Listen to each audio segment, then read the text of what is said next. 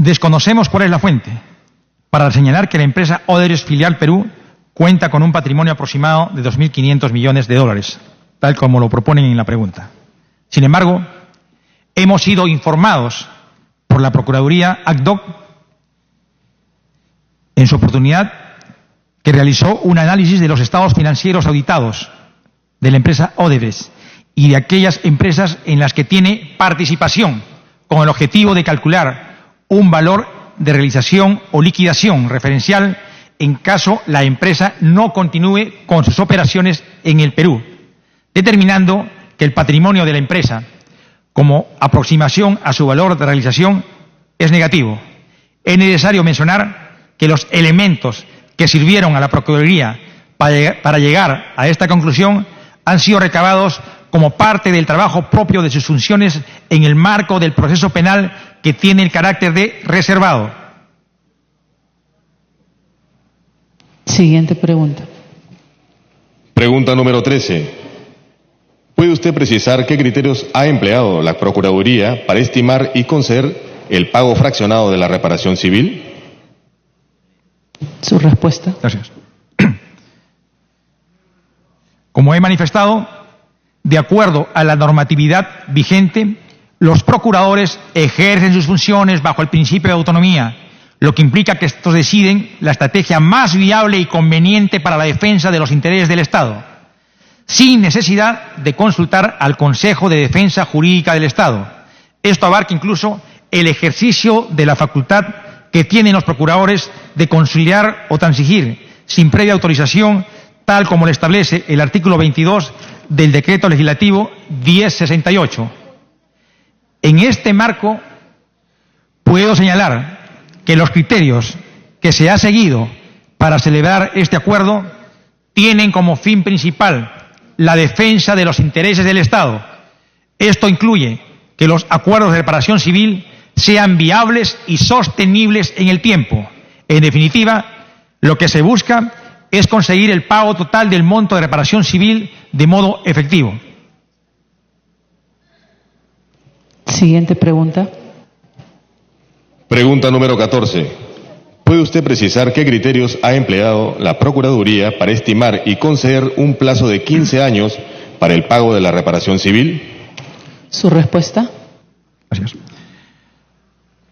A lo manifestado en la pregunta anterior, de acuerdo a lo informado por la Procuraduría ACDOC, esta ha buscado que el acuerdo de reparación civil sea viable y sostenible en el tiempo y que esta reparación civil pueda realizarse.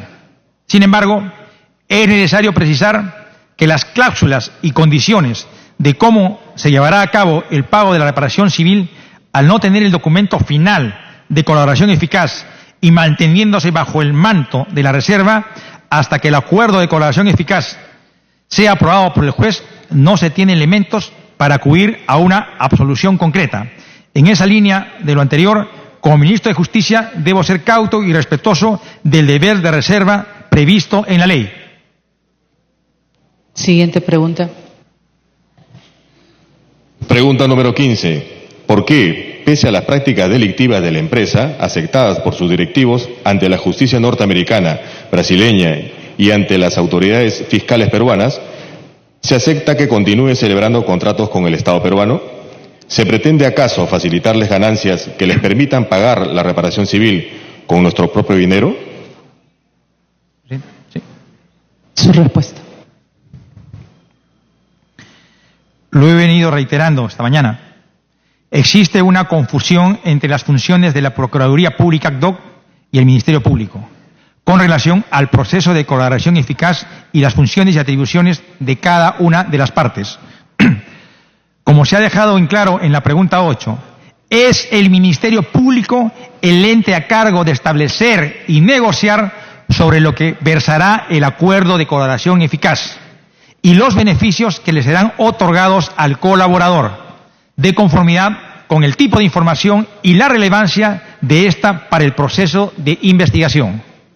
Es por ello que la Ley 30.737, aprobada por este Congreso y que fue dictada para atender la problemática de la reparación civil, la condena de pagos, así como las restricciones de operatividad comercial para aquellas empresas que habían confesado actos de corrupción o que habían sido condenadas por ellos, en su 13ª disposición complementaria final establece de modo expreso que el Ministerio Público puede celebrar acuerdos de colaboración eficaz con personas jurídicas que decidan colaborar con la investigación.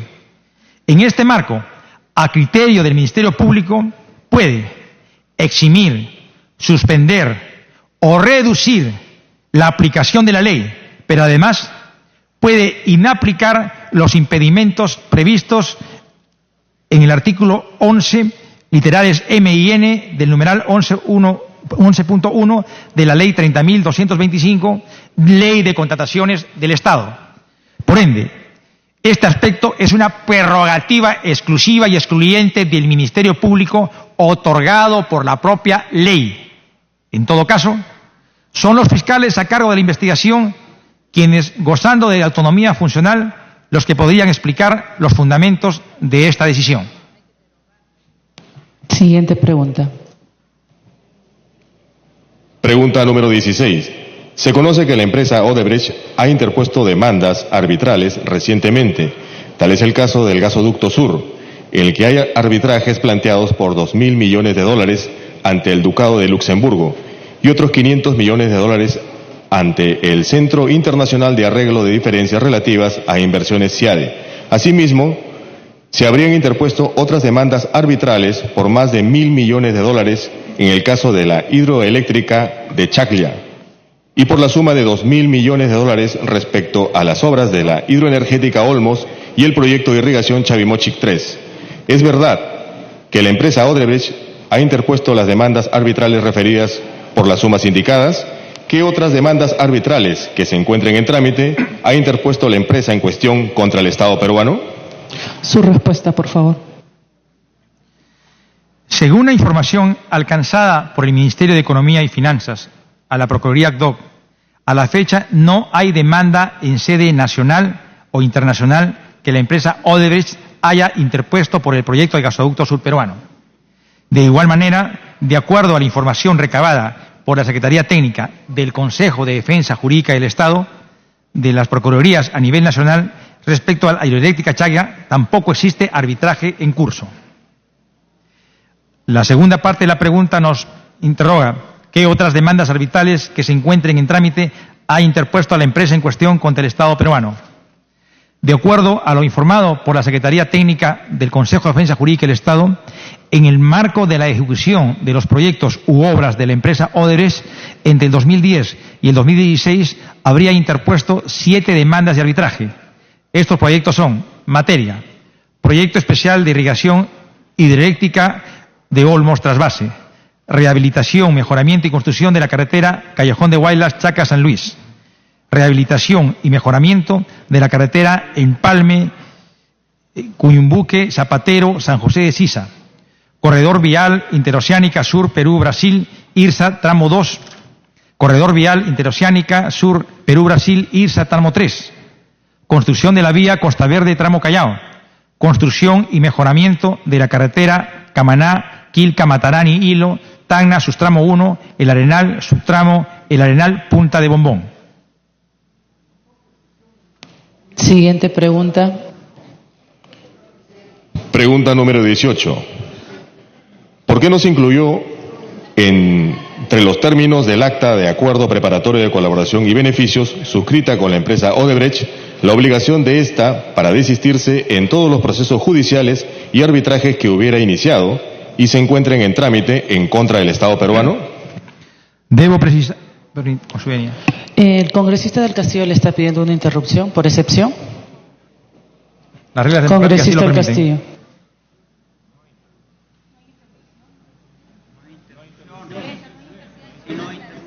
Sí. Lo ha advertido el presidente. Lo ha advertido el presidente. Estoy apretando, ya, ok. No, muchas gracias, presidenta. No, le agradecía al ministro. En la pregunta anterior no entendimos bien, porque he hablado de que habría 7 demandas y mal no entendí. ¿Podría repetir esa parte? ¿Quién demanda a quién y en dónde? Los casos los entendimos, pero sí, el sentido de la acción, no sé si penal o civil o qué tipo de juicio se ha puesto y en dónde. Eso es lo que hay que tener muy claro.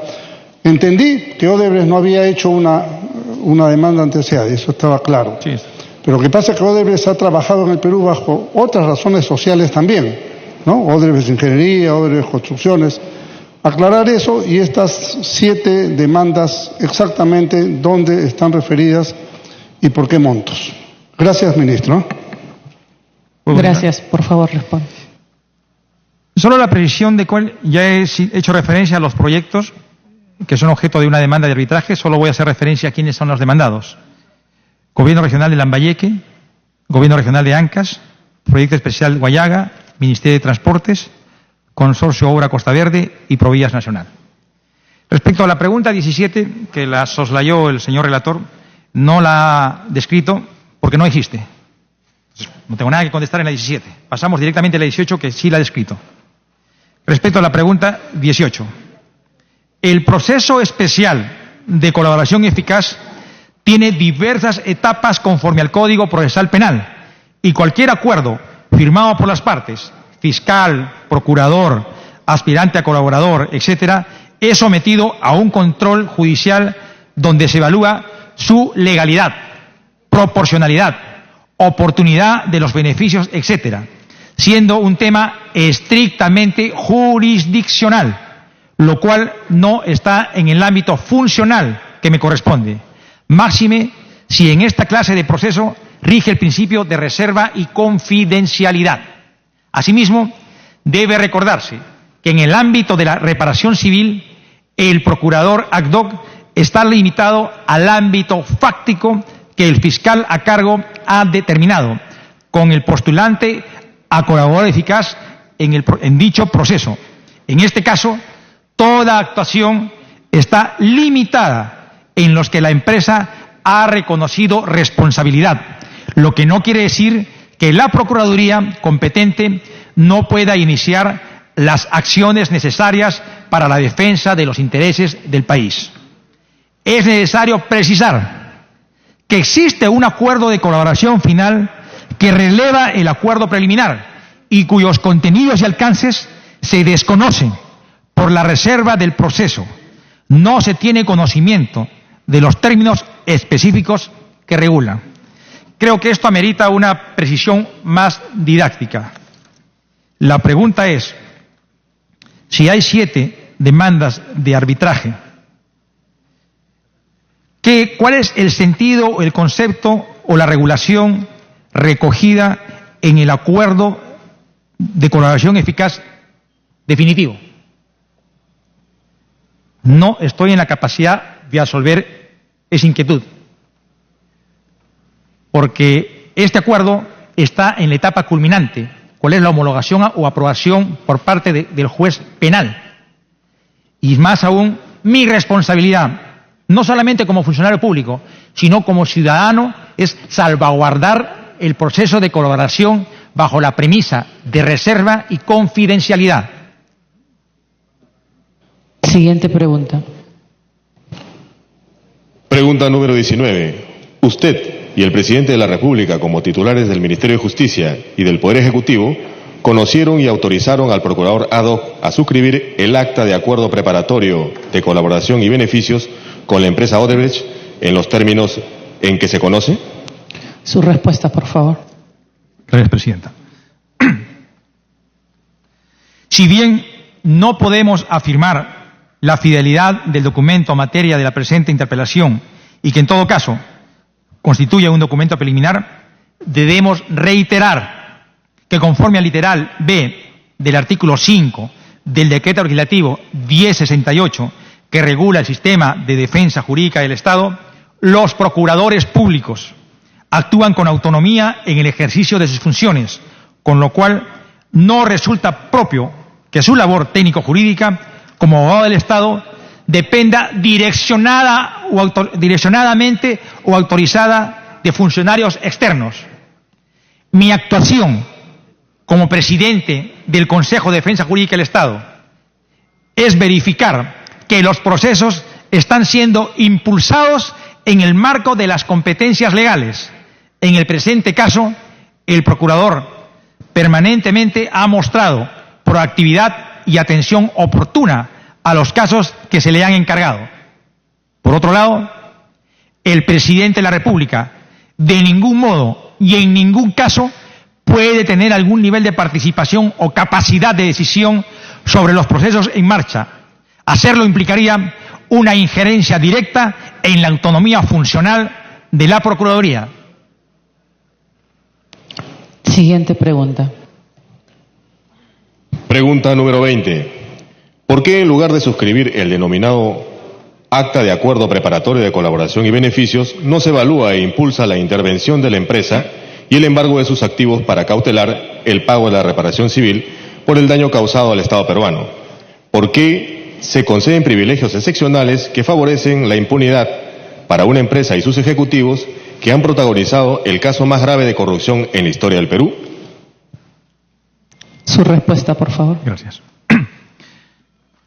Como he manifestado de forma reiterada esta mañana, de acuerdo al marco normativo vigente, los procuradores ejercen sus funciones bajo el principio de autonomía, lo que implica que estos deciden la estrategia más pertinente, viable y conveniente para la defensa de los intereses del Estado, para cada caso en particular, sin necesidad de consultar al Consejo de Defensa Jurídica del Estado. No obstante, y conforme a la normativa vigente, debemos señalar que respecto a un posible embargo de los activos de la empresa Odebrecht, el decreto de urgencia 003-2017 estableció restricciones al patrimonio de las empresas comprendidas en delitos contra la administración pública. Posteriormente, el referido decreto fue derogado y sustituido por la Ley 30.737, que en su 12ª disposición complementaria final señala expresamente: las medidas previstas en la presente ley tienen por objeto cautelar el cobro de la futura reparación civil que determinen las instancias competentes, mitigando el peligro de la demora durante los procesos a su cargo, en tanto se emita la decisión final por parte de las instancias judiciales correspondientes. En tal sentido, la Ley 30.737 señala en su sección primera las medidas que cautelan la reparación civil a favor del Estado en casos de corrupción y delitos conexos, en los que la empresa Odebrecht estaría incorporada dentro de los alcances de la referida ley.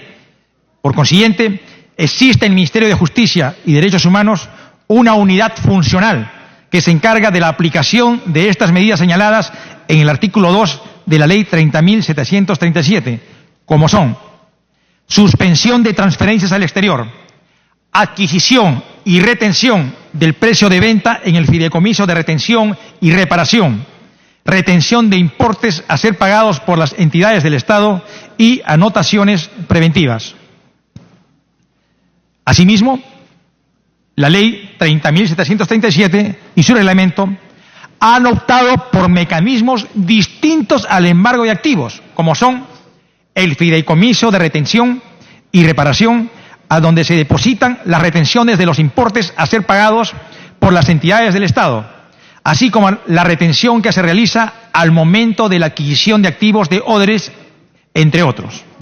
En relación a la segunda pregunta, debemos ser enfáticos en señalar que la pregunta realizada busca cuestionar la estrategia establecida por el representante del Ministerio Público, conductor de la investigación penal, y somos respetuosos del principio de independencia de poderes.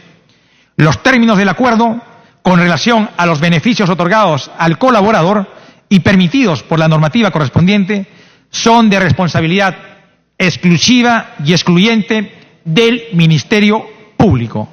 Así lo reseña de forma expresa los artículos 472 a 480 del Código Procesal Penal, y lo ratifica la 13ª disposición complementaria final de la aludida Ley 30.737. Debemos, asimismo, recordar que con este acuerdo se busca obtener información y pruebas que permitan la identificación, corroboración y, sobre todo, los hechos que vienen siendo materia de investigación por la Fiscalía a su cargo.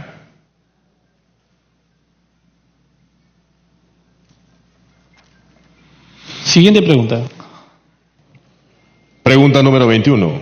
Si el proceso de extradición del expresidente Alejandro Toledo se inició en mayo del año pasado, hace ya 8 meses, luego de que en febrero de 2017 se pidió su prisión preventiva por los sobornos ascendentes a $20 millones que recibió de la empresa Odebrecht, según declaración del propio Marcelo Odebrecht, para adjudicarse las obras de la carretera interoceánica sur en los tramos 2 y 3. ¿Cuál es la razón por la cual hasta ahora no se ha designado un abogado que represente al Estado peruano en el proceso de extradición del señor Toledo en los Estados Unidos de Norteamérica? Señor ministro. Gracias, señor presidente. Lo primero que debemos tener en claro es el procedimiento de extradición entre Perú y los Estados Unidos de América, a fin de poder verificar el estado del proceso y la necesidad de contar con un abogado. Al respecto, si bien como se señala, desde febrero del 2017 existe un mandato de detención internacional o alerta roja en contra del señor Alejandro Toledo, a fin de que éste pueda ser detenido y posteriormente extraditado. Debo precisar que se conozca que para el caso de Estados Unidos, la notificación o alerta roja no surte el mismo efecto que en los otros 190 países miembros de la Interpol, pues este habría presentado reserva al tratado. En esa medida, cualquier solicitud de detención debe ser aprobada previamente por un juez federal. Es por ello que el juez Concepción Carguancho, en febrero del 2017, formó un cuadernillo de retención con fines de extradición para ser remitido a los Estados Unidos de América. Esta solicitud fue remitida a través de la autoridad central al Ministerio de Relaciones Exteriores, que a su vez remitió la solicitud a su homólogo, el Departamento de Estado de los Estados Unidos. A la fecha, esta solicitud, luego de obtener el visto bueno del Departamento de Estado, fue remitida al Departamento de Justicia para su evaluación, donde se encuentra pendiente. Considerando que existían elementos suficientes para formalizar el pedido en el mes de febrero del 2018, el juez Concepción Carguancho formalizó el pedido de extradición de Alejandro Toledo Manrique para que siga su trámite ante la Corte Suprema y el Poder Ejecutivo. Es con fecha 22 de marzo, hace un año, del 2018, que mediante Resolución Suprema 54/2018 el Poder Ejecutivo accedió a la solicitud de extradición activa de Alejandro Toledo Manrique por los delitos de tráfico de influencias, colusión y lavado de activos, y dispuso su presentación por vía diplomática a los Estados Unidos. La cuarta semana de mayo, Cancillería o el Ministerio de Relaciones Exteriores peruano confirmó la entrega del cuadernillo de extradición del señor Toledo Manrique al Departamento de Estado de los Estados Unidos, pendiente hasta la fecha. Ahora bien, recibida la solicitud del Departamento de Estado, en todos los casos procede a evaluar los siguientes aspectos: si existe un tratado vigente, la doble incriminación, aspectos formales como que el expediente esté completamente traducido, y finalmente se hace un análisis político del pedido respecto a los riesgos e implicancias del caso para sus relaciones diplomáticas con el Perú. Esta etapa aún es de nivel diplomático. Por ello, como una buena práctica del Departamento de Estado, suele solicitar algunas aclaraciones o complementar el pedido a efecto de que pueda superar los estándares probatorios de la jurisdicción federal. Y efectivamente, se plantearon en el mes de junio y julio del año pasado algunas observaciones que oportunamente fueron absueltas por la Unidad de Cooperación del Ministerio Público y por Cancillería peruana. Cabe señalar que desde el inicio existe una coordinación entre el Departamento de Estado y Departamento de Justicia para que el pedido tenga éxito. Cuando el Departamento de Estado culmina su evaluación y da su visto bueno, procede a trasladar oficialmente el pedido al Departamento de Justicia, que inicia un proceso de evaluación más rigurosa, pues aquí se verificará que en el caso exista la llamada causa probable. Este análisis se hace de la mano de un fiscal. En los Estados Unidos, los fiscales pertenecen al Departamento de Justicia, quien, de acuerdo al tratado, es nombrado para que asuma la defensa de los intereses del Estado peruano ante la jurisdicción federal. Si el Departamento de Justicia y el fiscal asignado determinan que existe un caso con causa probable suficiente, procederá a presentar el pedido ante el juez federal del distrito donde se encuentra ubicado el requerido. En este caso sería California. Lo primero que se solicita es la detención del requerido. Una vez detenido y determinada su situación, libertad o fianza, se fija fecha para la audiencia de extradición. Cuando el juez federal recibe el pedido, este resolverá en audiencia si procede o no, de acuerdo a los procedimientos penales de la jurisdicción federal. El fiscal nombrado por el Departamento de Justicia es el único que puede sustentar el caso ante el juez federal. Las procuradurías públicas, de acuerdo a la normatividad vigente, está en posibilidad de buscar asesoría de un abogado o abogados que permita facilitar el trabajo de seguimiento del proceso o poder aclarar algunos aspectos propios del proceso de extradición en ese país. Es por ello que mediante Resolución Suprema 033/2019 del Ministerio de Justicia, publicada el 2 de febrero del 2019, se autorizó la contratación del estudio de abogados Foley Hoag LLP a fin de que brinde asesoría y asistencia en los procesos de extradición seguidos en los Estados Unidos contra los ciudadanos Alejandro Toledo Manrique, Mariela Yanet Huerta Minaya y Gustavo Fernando Salazar Delegado. Es todo cuando tengo que absolver, señor presidente. Habiendo concluido el ministro de Justicia con absolver el pliego interpelatorio, se va a dar inicio al debate. Primero con una ronda de participación de los representantes de las distintas bancadas, entre ellos los portavoces, y luego ya cada congresista que desee hacer uso de la palabra. Tiene la palabra el congresista... Gracias. Sí, puede tomar asiento, ministro. Tiene la palabra el congresista César Vázquez en representación de Alianza para el Progreso. Por 10 minutos.